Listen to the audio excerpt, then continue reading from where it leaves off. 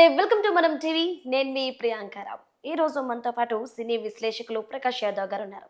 దీపావళి ధమాకా తర్వాత ప్రజలందరినీ మెప్పించిన సినిమా ఏదైనా ఉందో అది ఆయన అడిగి తెలిసేసుకుందాం. నమస్కారం సార్. నమస్తే అండి. ఎలా ఉన్నారు? Good. Ya sir, actually Deepavali ధమాకా పేరుతో ఒక 4-5 సినిమాలు అందరినీ మెప్పించాయి. లక్కీ భాస్కర్, కా, Yeah. అమరన్ మూడిటికి మూడు చాలా సూపర్ హిట్స్ అయ్యాయి. సార్, మరి ఆ మూవీస్ తర్వాత ఇప్పుడు జనాలలో ఏ మూవీ ఎక్కువగా నానుతుంది? మంచి ప్రశ్న. సినిమా అంతా కూడా రన్ అయిపోయింది అండ్ అందరూ ఇప్పుడు పుష్ప 2 కోసం వెయిట్ చేస్తూ ఉన్నారు.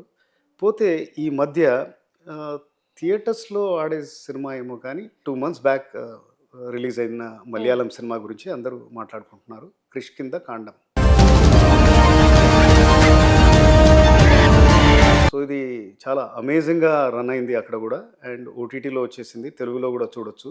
7 crores తీసిన సినిమా ఇప్పటికీ ఆల్రెడీ 80 crores కలెక్ట్ చేసింది.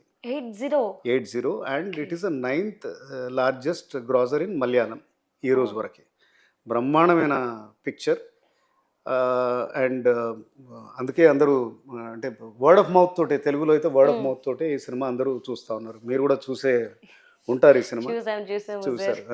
So I hope you liked it. చాలా బాగుంది. సో మలయాళం సినిమాలు అనేవి మనల్ని ఎప్పుడూ సర్ప్రైజ్ చేస్తూనే ఉంటాయి అన్నమాట. అంటే వాటి కాన్సెప్ట్స్ ఎంత డిఫరెంట్గా ఉంటాయంటే ఎప్పుడు మూసలో ఉండేవి, ఆ మూసలో 2-3 ఒకలాంటివి వచ్చినాయని థర్డ్ ఫిల్మ్ అనేది సర్ప్రైజ్ స్ప్రింగ్ చేస్తుంది. ఫర్ ఎగ్జాంపుల్ మంజుమల్ బాయ్స్ అని ఈ మధ్య వచ్చింది, అది 100 crores దాటింది.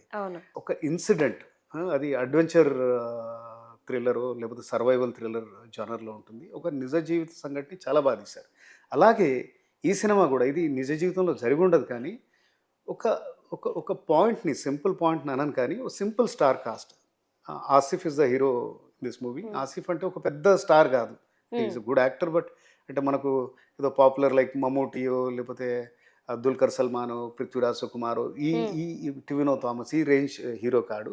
ఆయన, అపర్ణ బాలమురళి, విజయ్ రాఘవన్ అనే ఓల్డ్ యాక్టర్, ఈ ముగ్గురే మేజర్ పాత్రధారులు.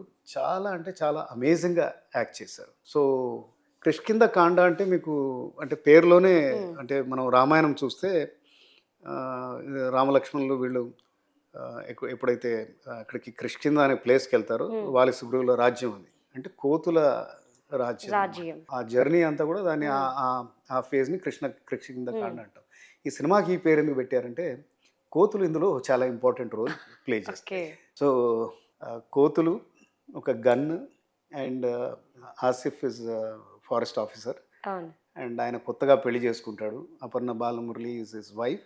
తర్వాత విజయ్ రాఘవన్ అని వాళ్ళ ఫాదర్, ఆయన రిటైర్డ్ మిలిటరీ ఆఫీసర్ ఉంటారనమాట.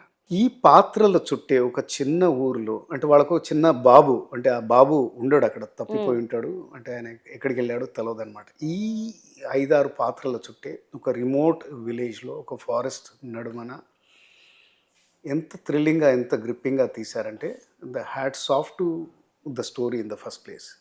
ఆ స్టోరీ, ఆ స్క్రీన్ ప్లే చాలా టాట్గా ఉందన్నమాట. దీనికి ఫోటోగ్రాఫర్, స్టోరీ రాసింది కూడా రమేష్ అని అతనే రాశారు. And wonderful direction and execution. ఎక్కడా కూడా మీకు సాగదీత, బికాస్ అది 2 గంటల లోపే తీశారు ఎక్కువగా. అంటే ఈ మధ్య సినిమాలు 3 గంటలు, 2 hours 45 minutes అలా ఉంటాయి కాబట్టి క్రిస్ప్గా ఉంటుంది అన్నమాట స్టార్ట్ ను ఎండ్ దాకా. అంటే అక్కడక్కడ మీకు కొద్దిగా స్లో అనిపించవచ్చు, అంటే ఆ నరేటివ్ అలాంటిది మరి. బట్ చివరాఖరికి వచ్చేసరికి ఆ ట్విస్ట్ ఏదైతే ఉంటుందో అది అమేజింగ్. అంటే ఇంకా మనం కాలో ఎట్లయితే మనం ఆశ్చర్యపోయాము, ఇక్కడ కూడా ఆ ట్విస్ట్. బట్ అలాంటి ట్విస్టులు కావు ఇవి.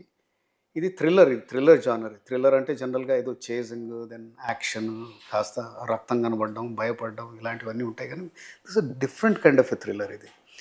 అంటే ఒక ఎమోషనల్ థ్రిల్లర్. ఇప్పుడు నేను చెప్పిన ఈ 4-5 పాత్రలు, హస్బెండ్ వైఫ్, కొత్తగా పెళ్ళైన వైఫ్, హస్బెండ్ అండ్ తప్పిపోయిన పిల్లోడు, ఫాదర్ అండ్ తప్పిపోయిన పిల్లోడు, అండ్ అతను వాళ్ళ రిటైర్డ్ ఫాదర్, వీళ్ళ మధ్య జరిగే ఒక సంఘటన ఒకటి ఉంటుంది. అది చెప్తే మనం స్టోరీ రివీల్ చేసినట్టు ఉంటుంది.